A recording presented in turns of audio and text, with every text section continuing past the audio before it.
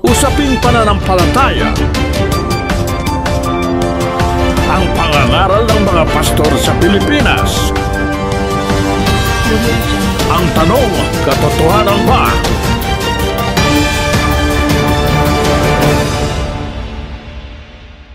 Hello guys! Ang pagtalakay at pagsusuri sa mga mangangaral na tatalakayin natin ay layunin nating magbigay ng makakristyanong pagsusuri sa mga pahayag ng mga pastor. Hindi para manira, kundi para magbigay linaw. Ating patutugtugin ng buo ang video upang maiwasan ang maling konteksto. At ginagamit natin ito sa ilalim ng prinsipyo ng fair use para sa komentaryo at edukasyon. Maraming salamat. Ang mapapanood natin ay tungkol sa Diyos at ang sinasabi ng Biblia tungkol sa mga espiritu. Panoorin na natin. Yung nauukol sa Ama, Anak, Espiritu Santo na atin pong tinatalakay ng nakaraang ilang linggo. Ito po ay ang Diyos na sinasabi sa Biblia. Ito po ay tungkol sa Diyos na sinasabi sa Biblia. Hinahanap po natin ng pruweba biblika na nagpapatunay na meron talagang Diyos. Sa gitna po ng maraming paniniwala ukol sa Diyos, merong hindi naniniwalang may Diyos. Siguro, masasabi natin yung taong hindi naniniwalang may Diyos, they even doubt their very existence. Kasi, paano kang umiiral kung walang Diyos? Kung wala kang pinagmulan? Kung wala kang pinanggalingan? It is a scientific belief that nothing happens without a cause. Tama naman. Lahat ng nakikita natin na umiiral ay may nagpapangyari. Hindi yan basta singaw lamang. May makapangyarihang gumawa. Kaya, umiral ang lahat ng mga bagay.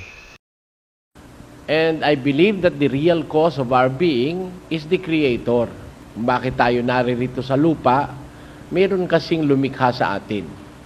At yung lumikha na yon ang tinatawag po ng Biblia na Diyos.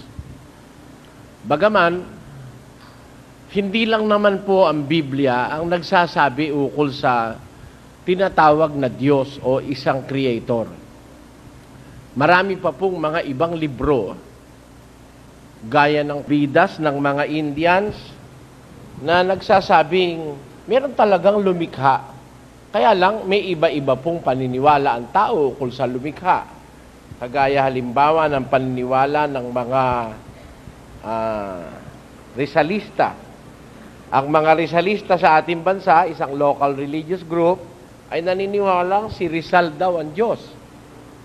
At meron pa pong bagong tayo ngayon sa Ilocos na paniwala rin nila ay si Rizal ang Diyos. Meron naman pong naniniwala na ang Diyos ay si Krishna. Meron naniniwala na ang Diyos, nagtaka nga po ako meron akong kaibigang Bombay, member siya nung sinasabing Raja, Mahara. Basta't yung huli niya Satsang Beyas. Ayun. Ang kanilang paniwala, yung Diyos, yung kanilang leader, nakakausap. At yung aking kaibigan Bombay, pumupunta siya sa India once a month, naririto siya sa Pilipinas, para sumamba siya dun sa kanilang Diyos. Yan po ang maibabalita ko sa inyo. Tinanong ko kasi siya personally, sino ba ang Diyos nyo ako, kaibigan? Siya may retrato sa opisina niya. Bata pa kako yan Hindi ba yan tao? Sabi, hindi, kaya ng aming Diyos. Sabi niya. Nagulat nga ako ano kako ang batayan nyo ng relihiyon? Sabi niya, Biblia raw. Ako, I wonder, how did they come into that conclusion na ang Diyos nila, kung Biblia ang batayan, yung kanilang nakalagay sa retrato na isang tao na meron may Anong tawag doon sa incheck? Sa Bombay, yung turban, tapos merong mahabang balbas na kulay puti. Ayun. Kaya, kung atin pong susundan, the belief is there. Kahit sa pang relihiyon, meron Diyos. Kaya lang, nagkaroon ng iba-ibang konsepto ang mga tao ukol sa Diyos. Halimbawa, gusto ko pong pumunta na tayo sa pagsusuri sa iba't iba pang mga Diyos ng iba't iba pang mga relihiyon. At the same time, i-compare po natin ito sa Diyos naman na sinasabi sa Biblia.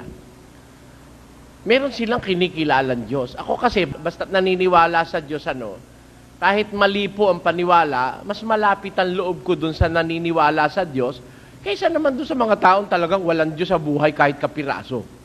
Kumbaga, ninaanggihan man ang pagka-Diyos wala. Mas gusto ko nang makipagkaibigan sa mga tao na mayroon Diyos. Kahit na mali ang kanilang paniwala ukol sa Diyos, at least meron silang Diyos. They believe that there is a sovereign being in the universe. They believe that they are not the Almighty. Hindi ang paniwala nila sila ang makapangyarihan, kundi there is somebody more powerful than them because they believe in one God. Ngayon, atin muna pong talakayin yung mga principal facts about the God of the Bible. Pero atin pong alamin sa kasulatan kung totoo na ang Diyos ay hindi ipinanganganak at ang Diyos ay hindi ipinanganak at hindi nanganganak. Imposible raw na ang Diyos ay manganak sapagkat siya ay espiritu. Ayon. Kaya, doon sa punto na yun tayo mag-uusap. I think let us familiarize ourselves with a spirit. Dapat alamin natin kung ano ang kahulugan ng spirit sa Biblia. And the capacity of a spirit, the quality of a spirit, at yung magagawa ng spirit. Yan ho, dyan natin umpisahan. Lahat ay naniniwalang may espiritu. Tandaan po nyo yan. Lahat ng religious groups, pwera na nga lang dun sa hindi naniniwala sa Diyos. Lahat na ng religious groups may naniniwala silang tungkol sa espiritu. At karaniwan naman sa mga nagre-relihiyon, naniniwalang ang Diyos ay espiritu. Iisa po ang relihiyon sa mundo na alam ko, as far as I know, na naniniwalang ang Diyos ay hindi espiritu. Yan po ay ang Mormons. Ang paniniwala ng Mormons, sabi ng kanilang propetang si Joseph Smith, God has a body of flesh and bones as tangible as man's. Ayun ang sabi niya.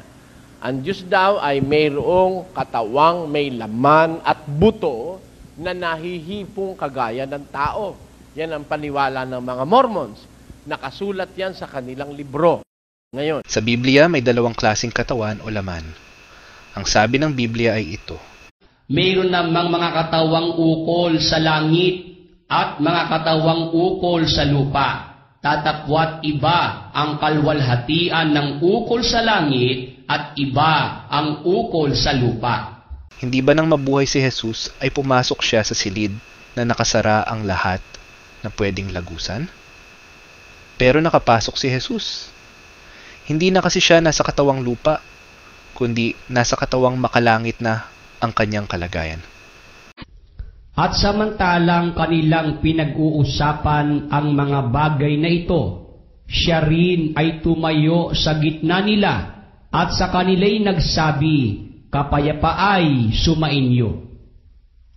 Tatapwat sila'y kinilabutan at nangahintakutan at inakala nila na nakakakita sila ng isang espiritu. At sinabi niya sa kanila, "Bakit kayo'y nangagugulumihanan at bakit nangyayari ang pagtatalo sa inyong puso? Tingnan ninyo ang aking mga kamay at ang aking mga paa. Ako rin nga, hipuoy ninyo ako at tingnan, sapagkat ang isang espirito'y walang laman at mga buto na gaya ng inyong nakikita na nasa akin. Kaya sa langit. Hindi lamang mga espiritu ang nandoon. Meron ring katawan na maluwalhati na may laman at buto, gaya ng bagong katawan ng Panginoong Hesus. Gaya rin ng physical body, pero iba ang kanyang kaluwalhatian. Ito ang katawang makalangit at ukol sa espiritu. Itinatanim na may katawang ukol sa lupa, binubuhay na mag-uli na katawang ukol sa espiritu. Kung may katawang ukol sa lupa, ay may katawang ukol sa espiritu naman. Sila lang ang alam kong grupo ng relihiyon hindi naniniwalang ang Diyos ay espiritu. Karaniwan na sa mga relihiyon naniniwalang ang Diyos ay espiritu. Kaya diyan ho tayo mag-usap ngayon sa pagtuturo ng banal na kasulatan, mga kababayan. Umpisahan po natin doon sa general analysis of what a spirit is according to the Bible. Ano ba ang espiritu? Ayon sa Biblia.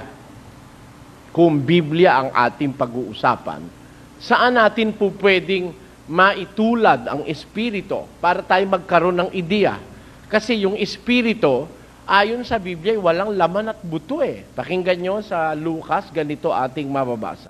Tingnan ninyo ang aking mga kamay at ang aking mga paa. Ako rin nga.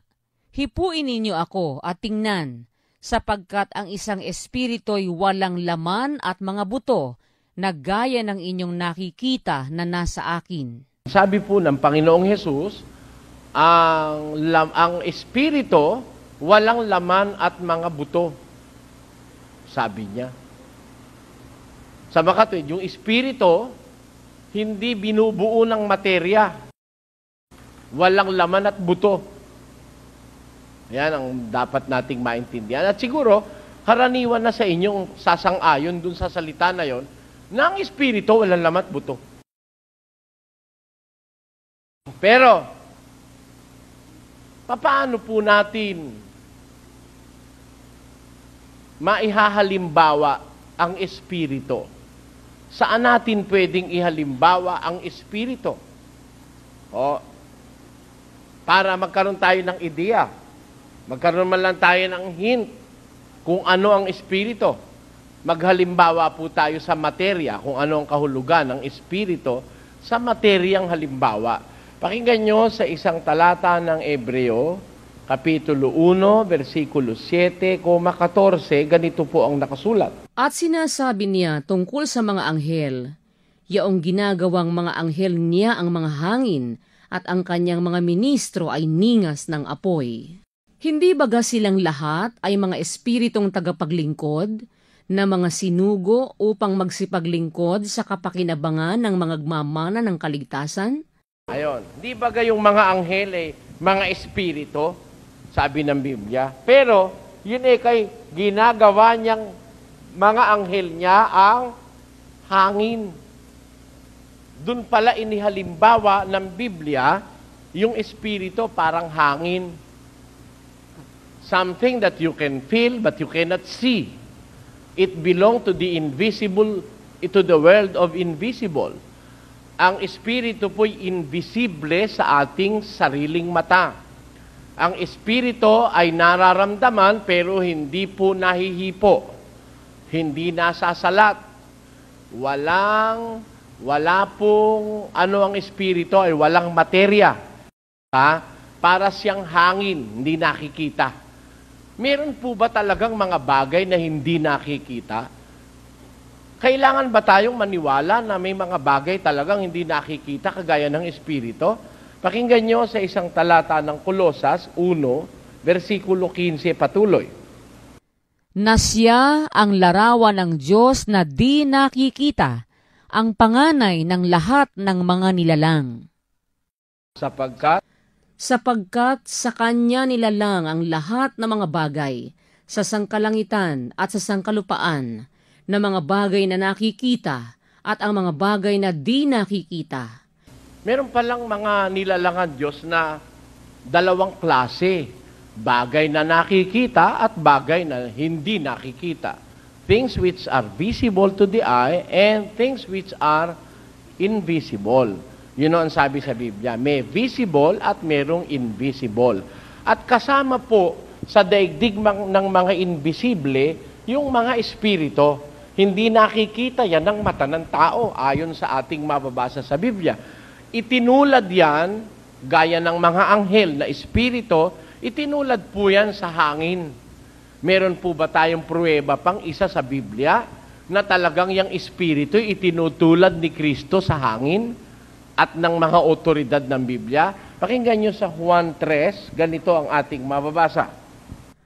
Humihihip ang hangin kung saan niya ibig, at naririnig mo ang kanyang ugong, ngunit hindi mo nalalaman kung saan ang gagaling at kung saan naparoroon.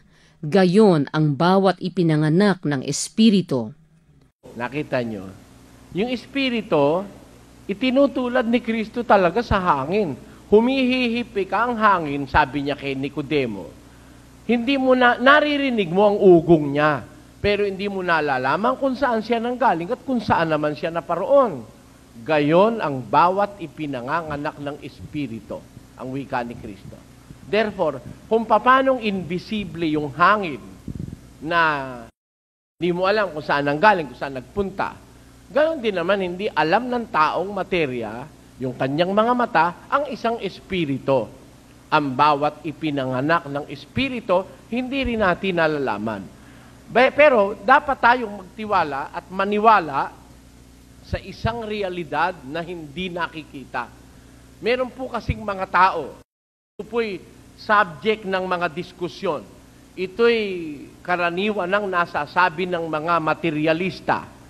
Ang sabi nila, to see is to believe. Halos, nung sabihin yung kawikaang to see is to believe ng mga Ingles, halos hindi pa po nakikita noon yung virus ng AIDS. Yung mga nagsabing to see is to believe.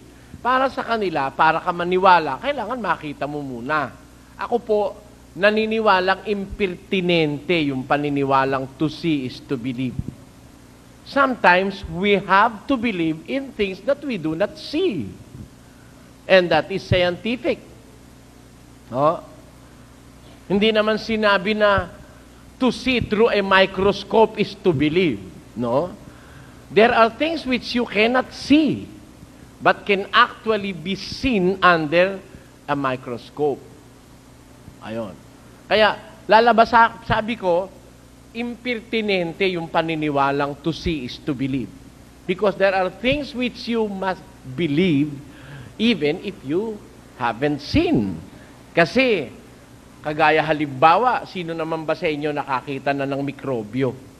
Na siguro naman, di naman lahat ng tao ay nakakita na ng mikrobyo. Pero yung isang basurero na hindi pa nakakakita ng mikrobyo sa ilalim ng microscope, naniniwala siyang may mikrobyo. O di hindi totoo sa kanya yung to see is to believe because he by himself haven't seen yung mikrobyo, yung germs. I was lucky enough to sometime have peeped through an electron microscope. Kaya naniniwala ako na mayroon talagang ganong mga creatures. May mga ginawaan Diyos na maliliit na hindi mo naman makikita ng iyong mata. Kaya anong sabihin nila yung to see is to believe, sabi ko, mali. They just don't want to believe. Bakit? Hindi naman lahat ng tao nakakakita nung mga nakikita nung iba. Kagaya halimbawa, kayo ba naniniwalang mayroong tinatawag na Andromeda Galaxy? A galaxy millions of light years away from the Earth? Biro mo, layo-layo na nun, yung Andromeda. Naniniwala ba kayo ron? Ako naniniwala, kahit hindi ko pa nakikita yon. Dahil nakita na yun ng mga nakakita dun sa malalaking mga telescope. Ako hindi ko nakikita personally, pero naniniwala ako na meron nun. Kahit di pa ako nakakarating sa Shanghai, naniniwala ako may Shanghai. Doon nga galing ang lola ko. Ang katunayan, meron ho kaming plato sa bahay ngayon, galing sa Shanghai. 75 years old na yung plato. Meron pa kaming plato noon. At meron akong leon sa bahay na alaga akong leon. isang bronze na leon na mahigit na pong 100 taon nasa amin. Ay galing din sa Shanghai yun, daladala ng lola ko. Kaya naniniwala ako may Shanghai. Kahit di pa ako nakakapunta sa Shanghai. Meron mga tao sasabihin, to see is to believe. Naniniwala ka bang may isip ka, kapatid? Ano sagot mo? Ha? Nakita mo na ba isip mo? Siguro wala kang isip dahil hindi mo pa nakikita. To see is to believe daw Pilosopong masyadong paniniwala yun Naniniwala ka bang may isip ka? Kung ang sagot mo'y oo, tanga ka. Di ba? Naniniwala ka may isip ka. Sasagot ka oo. Nakita mo na ba? Hindi pa. O tanga ka talaga. Dahil pinaniwalaan mo to see is to believe. No. Hindi ho ang factor for us to believe something para makita. Lalo na may mga bagay hindi nakikita. There are things invisible according to the creation. Merong invisible things. May mga bagay na hindi nakikita. Isa diyan ang Diyos Hindi nakikita ng mata Ang Diyos kung sabi mo, to see is to believe, hindi ka na nga maniniwala kailanmang may Diyos. Dahil wala kang kapalarang makita mo ang Diyos To see is to believe ang Diyos nagpapakita sa naniniwala sa Kanya. Na hindi siya nakikita doon siya nagpapakita. Paano ngayon yun? Hindi ka naniniwala, paano mong makikita? Kaya mananatiling wala kang ang Diyos dahil hindi mo nakikita Ayaw mong maniwala sa hindi nakikita. Pero yan po isang paniniwalang impertinente. Ignoramus ang ganyang paniniwala. Bakit ho? Kasi merong bagay na talagang hindi mo nakikita. Hindi. Pero you are obliged to believe na meron nga nun. Kahit hindi mo nakikita. At ang isa riyan ay ang tinatawag sa Bibliang Espiritu, itinulad sa hangin. Saan parte itinulad sa hangin? Doon ba sa existence niya na nararamdaman mo may ugong, naririnig mo yung ugong sa tinga mo, naririnig mo? It is reality. Pero hindi mo nakikita kung ano itsura, kung ano kulay. Wala kang makita sa hangin. Ganon din naman yung Espiritu na sinasabi sa Biblia. Ngayon, yung Espiritu, kung ang pag-uusap po'y Espiritu, mga kababayan, yan bang Espiritu pwedeng dumami sa palagay nyo? Pwede ho kayang dumami ang Espiritu? Bakit ko sinasabi ito, mga kapatid? I am inviting your attention. Inaanyayahan ko ang inyong pangunawa, ang inyong pakiramdam. Mayroon hong mga tao sa ating panahon naniniwala sa doktrina ng reinkarnasyon. What do they mean by the word reinkarnasyon? Ibig sabihin nun, muli. Inkarnasyon, muling mapapasalaman. To be in the flesh again. Yun ang direktong kahulugan nun sa Ingles. To be in the flesh again. Yung reinkarnasyon. At napakarami yung relihiyon ngayon ang naniniwala sa doktrina ng reinkarnasyon. Ibig sabihin, yung espiritu muling pasasalaman. Reincarnate ang tawag doon sa tao. Na meron ng yung espiritu pumunta na doon sa muling nagpunta.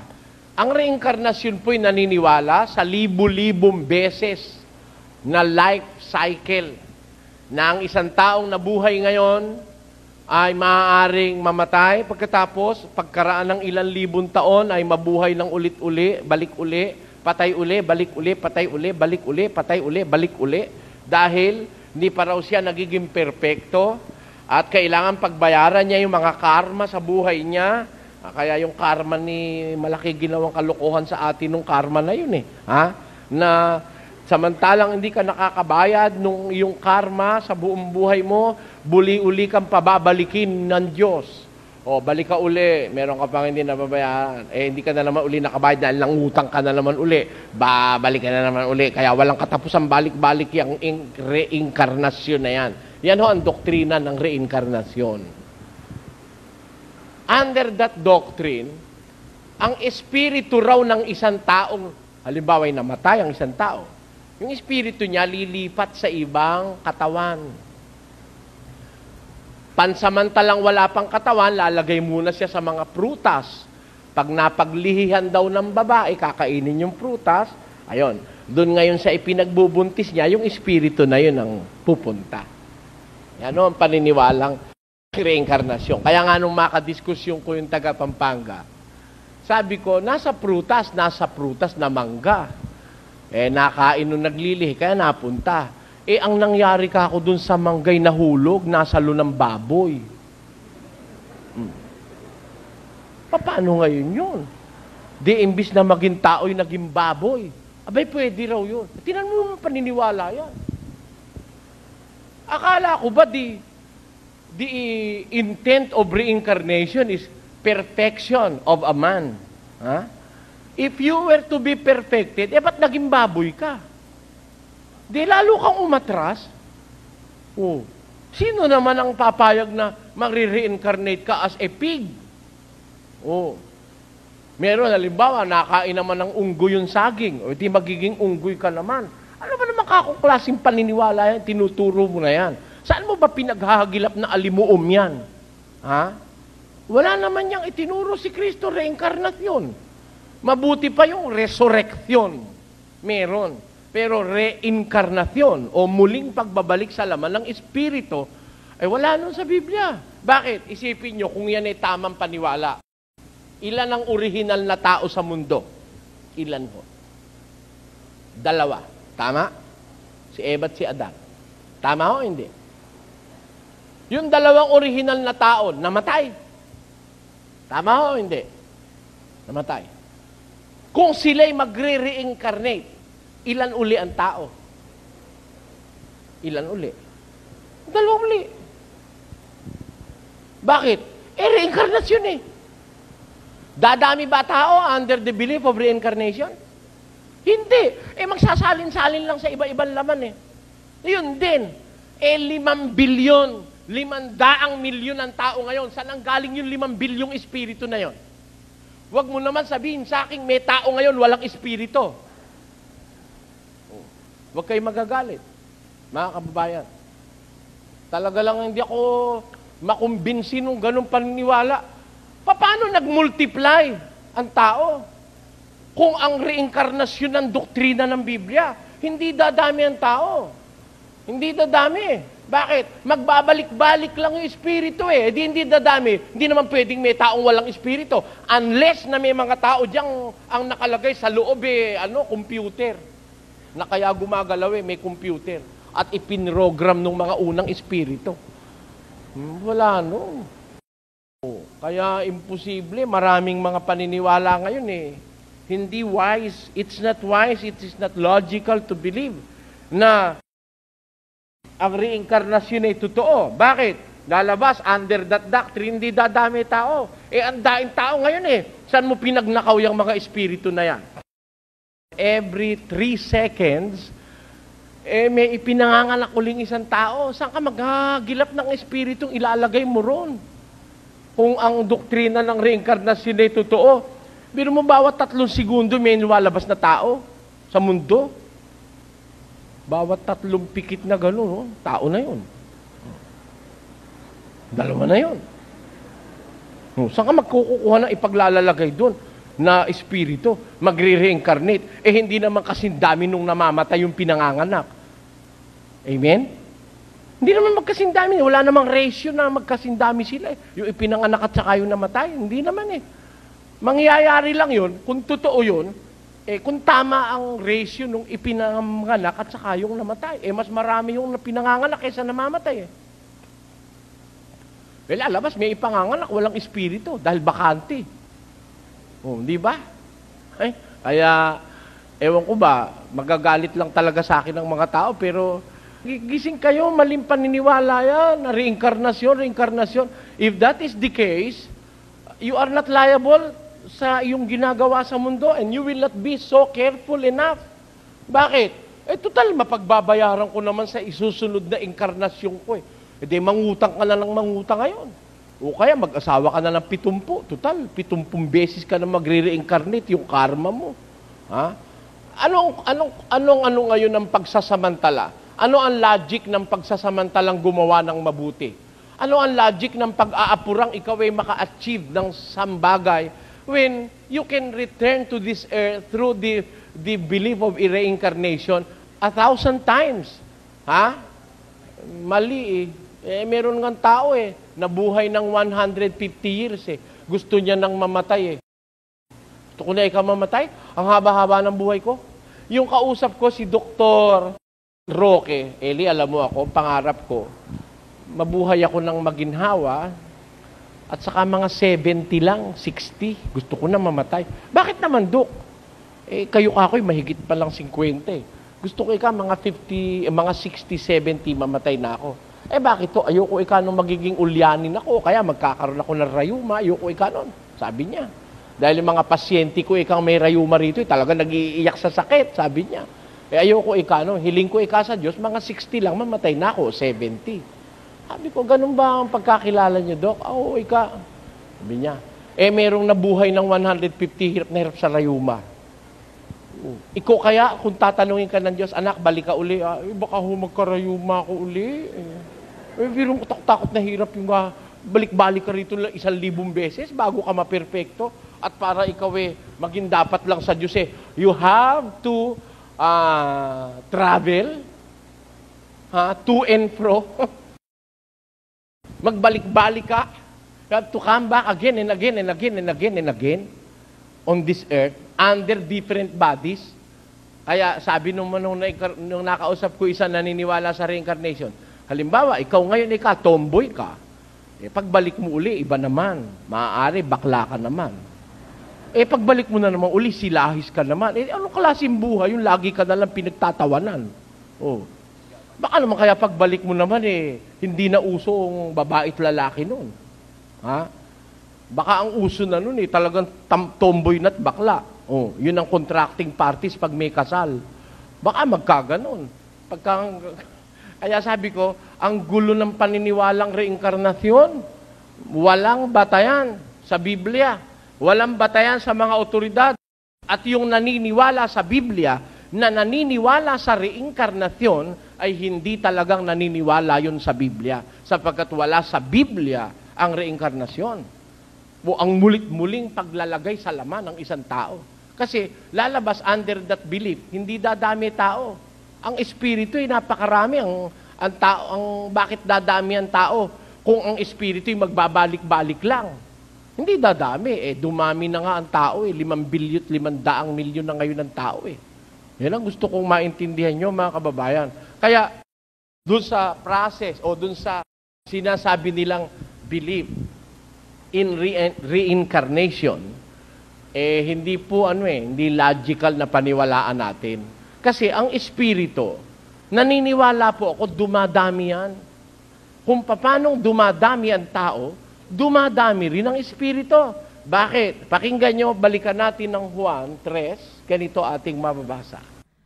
Ang ipinanganak ng laman ay laman nga, at ang ipinanganak ng espiritu ay espiritu nga. Nakita nyo, nanganganak ba ang espiritu? Nanganganak. Ngayon, ang sabi, hindi ka manganganak ka espiritu. Sabi ko, nonsense. Bakit? Etin nyo kung bakit nonsense. Ang laman ba nanganganak? Flesh? Nanganganak o hindi? Sino ang gumawa sa flesh? Sino gumawa sa laman? Hindi ba ang espiritu? Hindi ba ang Diyos ay espiritu? Sino ang gumawa sa tao? Ang Diyos. Kung yung taong ginawa, pwedeng manganak. Yung kayang gumawa, hindi pwedeng manganak. Muy imposible. Bakit? Kung yung espiritu na gumawa sa laman, yung lamang ginawa niya ay pwedeng manganak. Siya pa kayang gumawa, hindi pwedeng manganak. Anong realm of impossibilities mo kukunin yung paniniwala mo na yon? Kung yung ginawa pwedeng manganak, yung pang gumawa hindi pwedeng manganak. Wala naman kang asawa ang Diyos. Bakit? May asawa lang ba nanganganak? Yung mais, tignan mo, may anak. Wala namang asawa yun. Nakakita na kayo anak ng mais? Oh. Yung orange, pag malaki yung puwit ng orange, may anak sa orange din. Oh. Yung araw nga, namunga, layo-layo, namunga sa'yo eh. Oh. Di ba? Asa likod mo yung bunga ng araw. Imposible ba naman yun? Nangyayari nga. Ano tawag mo? Bungang araw, yan. Naniwala matatanda, bungang araw. Kasi pag na-expose ka na na-expose sa araw yung bata, pinagpawisan, nagkakaroon butlig-butlig. Ang tawag nila bungang araw.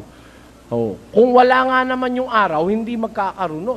Saka sa Africa, may mga nagkakabungang araw, races ang tawag nila.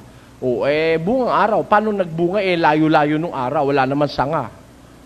Hindi naman nakadikit sa likod mo. Pero nagbunga. Katunayan nga tawag natin bungang araw. Diba? Sa paniwala nila, hindi na pwedeng manganak ang espiritu. Kung yung ginawa ng espiritu na tao, nakakapanganak. Ang Diyos siya espiritu, siya gumawa sa tao eh. Yung halaman, nanganganak. Marami namang klase ng panganganak.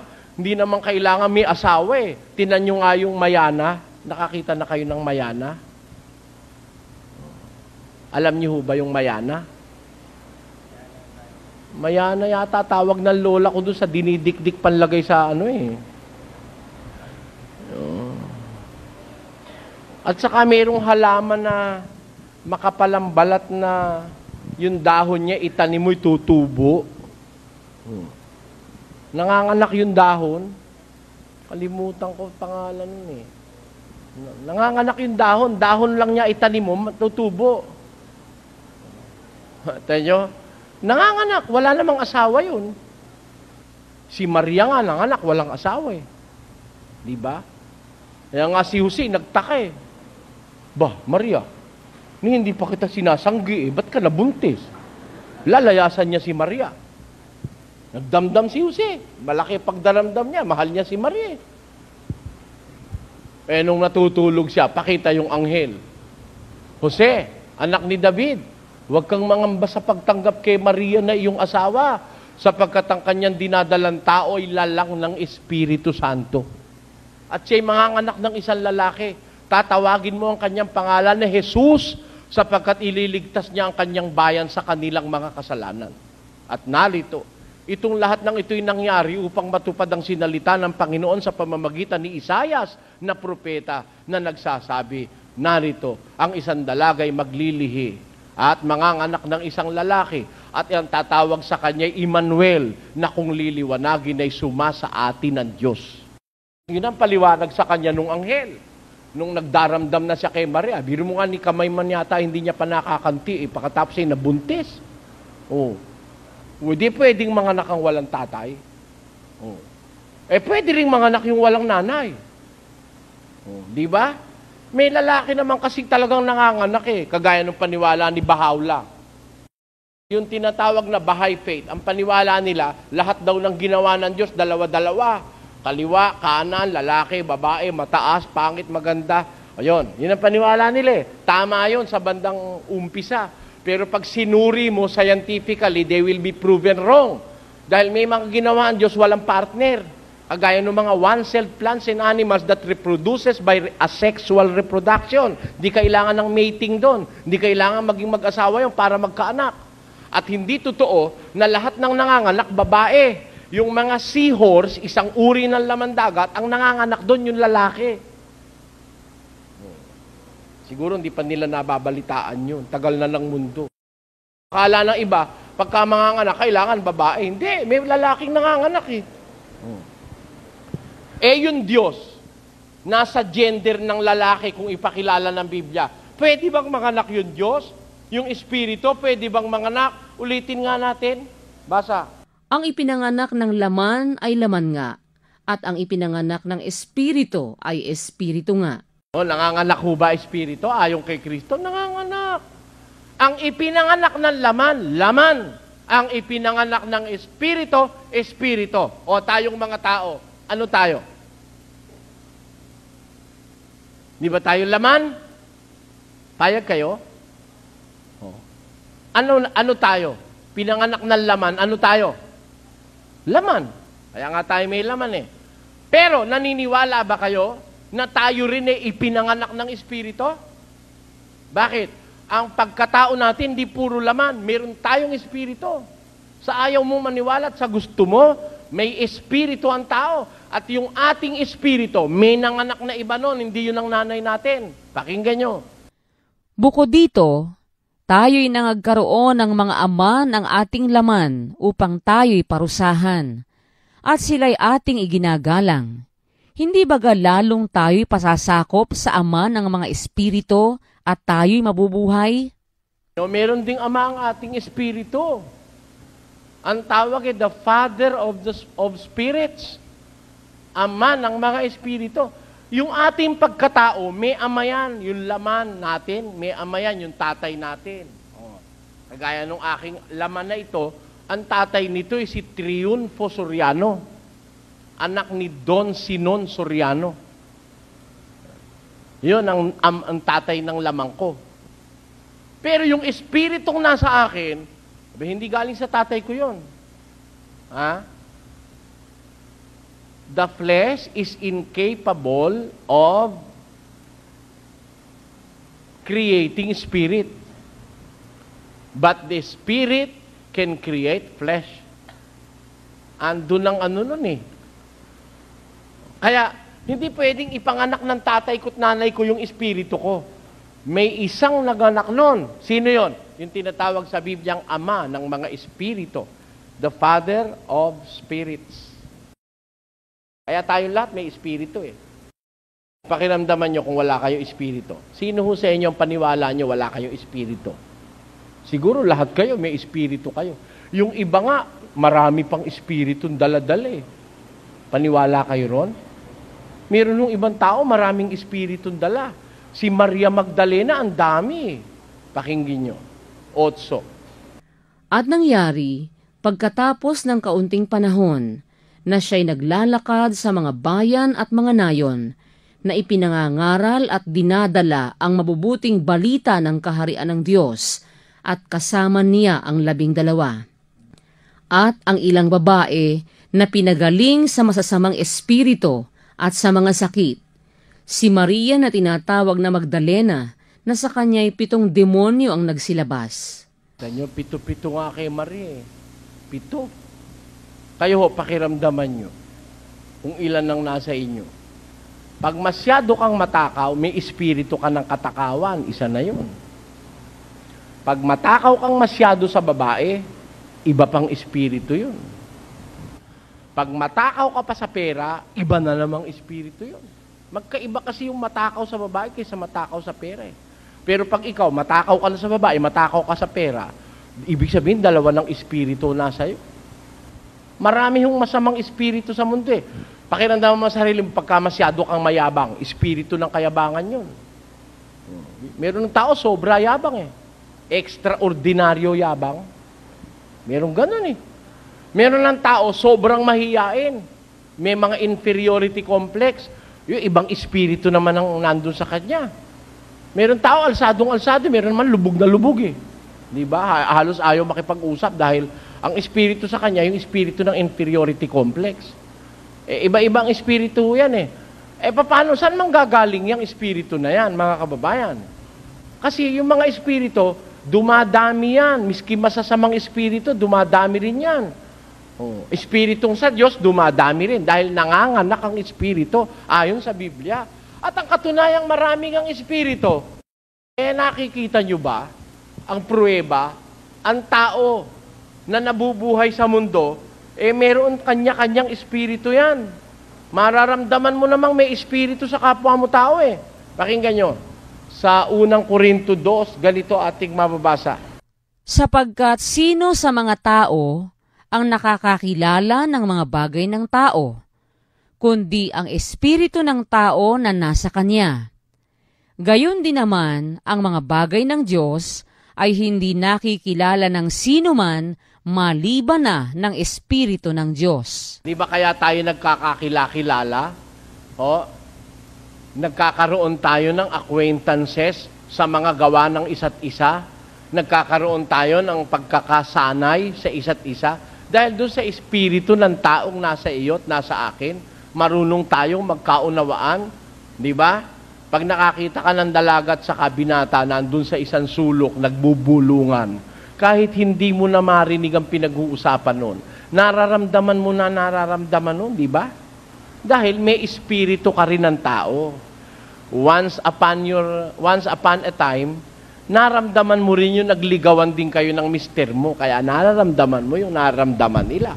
Kasi sino ika sa mga tao, nakakakilala ng mga bagay ng tao, kundi ang espiritu ng tao na nasa kanya. Gayon din naman, ang mga bagay ng Diyos ay hindi nakikilala ng sino man maliban na ng espiritu ng Diyos. Kita nyo? Kaya may mga espiritu talaga eh. May espiritu ng Diyos, may mga anghel, may espiritu ng demonyo, may espiritu ng tao, meron pang ang bagong espiritu ngayon eh. Alam niyo yun kung ano?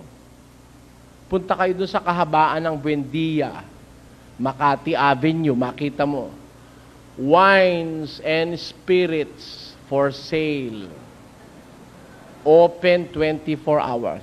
Maraming espiritu mapagkukuha mo ron sa mga ganon. Pinagbibili. Totoo naman eh. Maramdaman mo naman talaga, may espiritu talaga eh. Bakit? Tunggain mo yung isang bote nun. At mamaya iduling ka na. Iba na eh. Iba na dating mo eh. Para kang praning eh.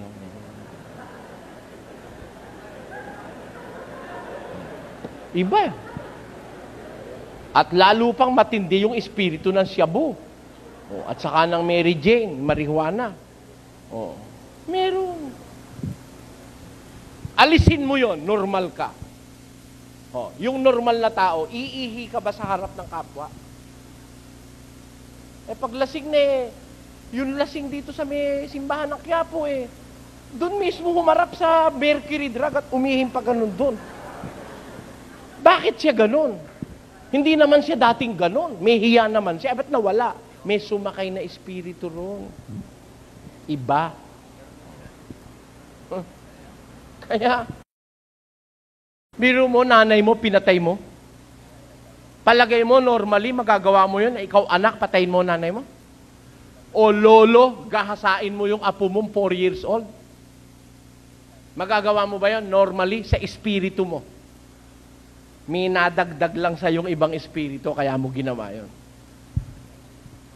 Kaya ingat kayo dyan sa tabi-tabi riyan, maraming espiritu na, baka kayo kinakalabit na, ingat kayo. Marami yung espiritu sa mundo. Mga espiritu ng masasama, yung tinatawag na evil spirits na sumasakay sa tao para gumawa ang tao ng masama. Ang katunayan, napakasama ng mundo ngayon. Yan ang pruweba ng presensya ng maraming espiritu sa mundo. Once upon a time, hindi ganyang kasamaan sa katauhan.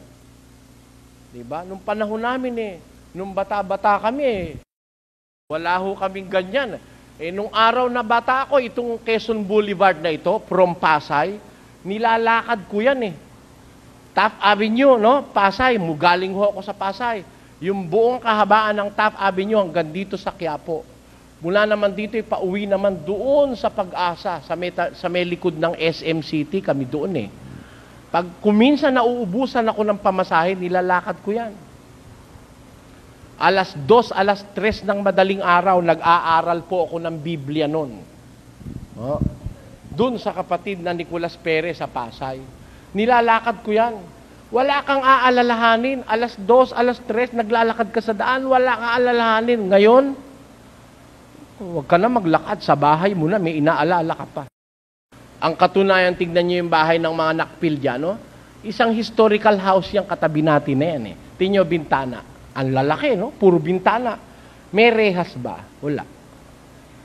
Ngayon, ang mga modern houses, tinan mo, may rehas na. Meron pang security guard. Ano ibig sabihin nun? Iba ang panahon natin. Mababanaag mo mapanganib ngayon dahil sa mga bahay ngayon. Talaga may rehas. Tad-tad ng rehas. Meron pa mga basag na bote. Di ba? May kuryente pa yung ibang bakod. Bakit? Yung basag na bote, walang kakwenta-kwenta yun dun sa mga talagang mga manluloob Anong kwenta ng basag na bote mo? Magsusuot lang ng guantes yun at saka ng sapatos na matibay masusugatan mo ba yon? Kuryentihin mo naman alam naman nila kung paano i-disconnect yung kuryente. Ganon din. Kaya po, iba na ngayon. Bakit ngayon ganon? Marami yung masasamang espiritu sumasapi sa tao ngayon.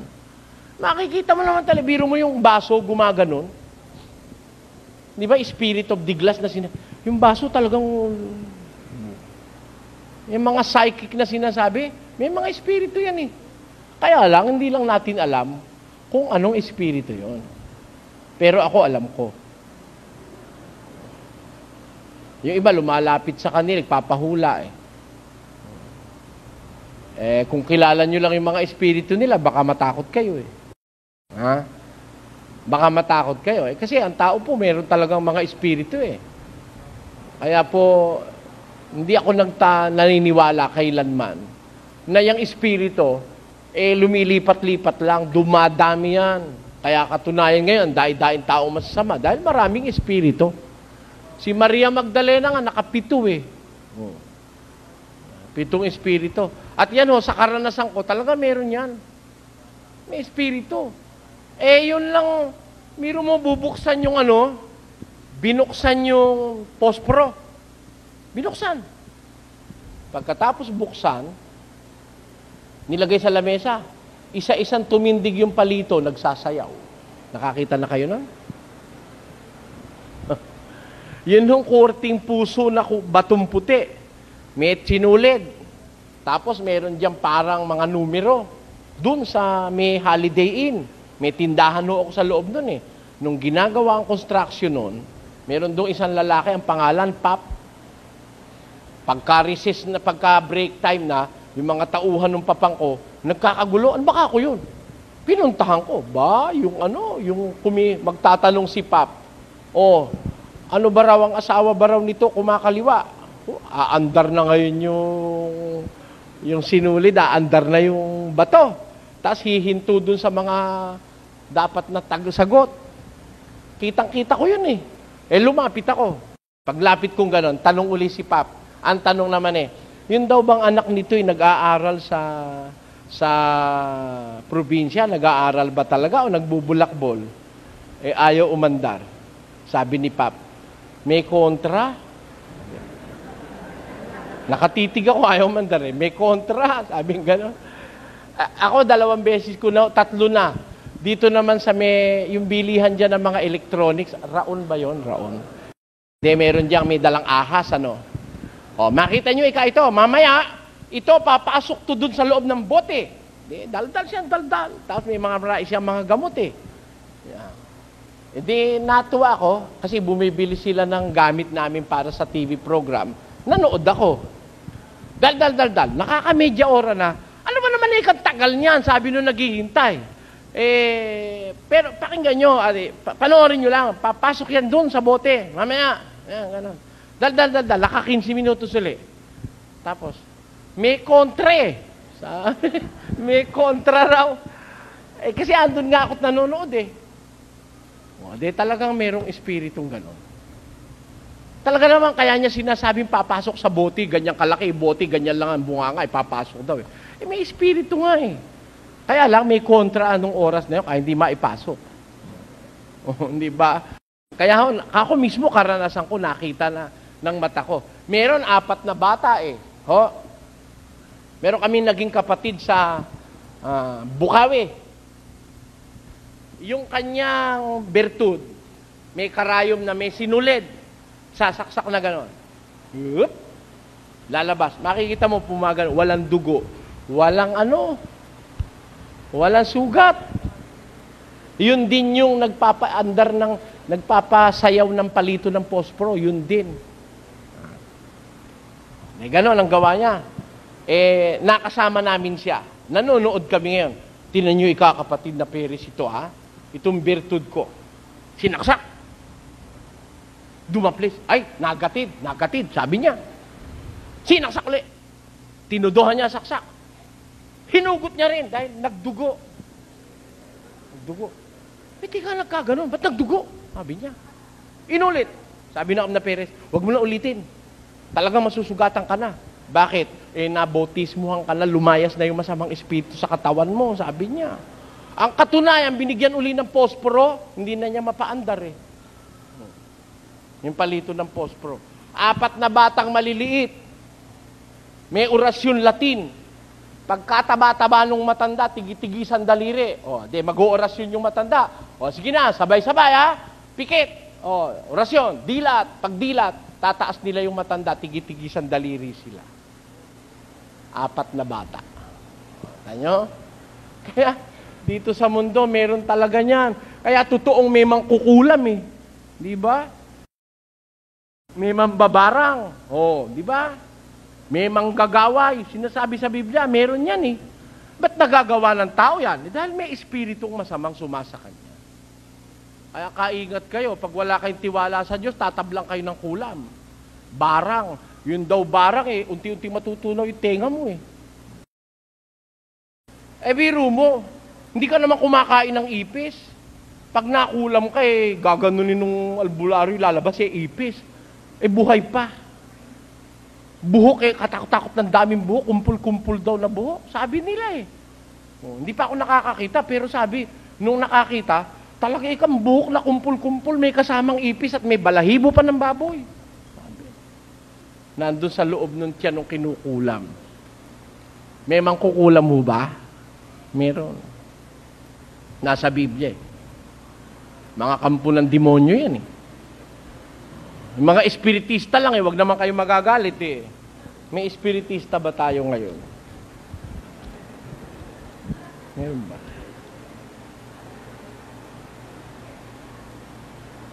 Naku po, mga espiritista Yung isa nga dyan pinagbabantaan pa ako ngayon di ba no? Nakita mo yung sulat? Pinakita sa amin kung paano sila nanloloko Meron silang baon na maliliit na plastic, mayroong kulay dugo. Tapos kunyari, operahan ka, sisip-sipin, yung pala may baon na siyang kapiraso doon na Pagka kunyari sinipsip yung tiyan mo, pipisain niya doon sa kanyang bibig yung maliit na plastic. Magkukulay dugo, ibubuga doon ngayon, may kasamang mga buhangin at bato. Doon sa planggana, akala mo talagang sa'yo nang galing. Tapos gaganunin, yan, ikaw, wala nang sugat yan.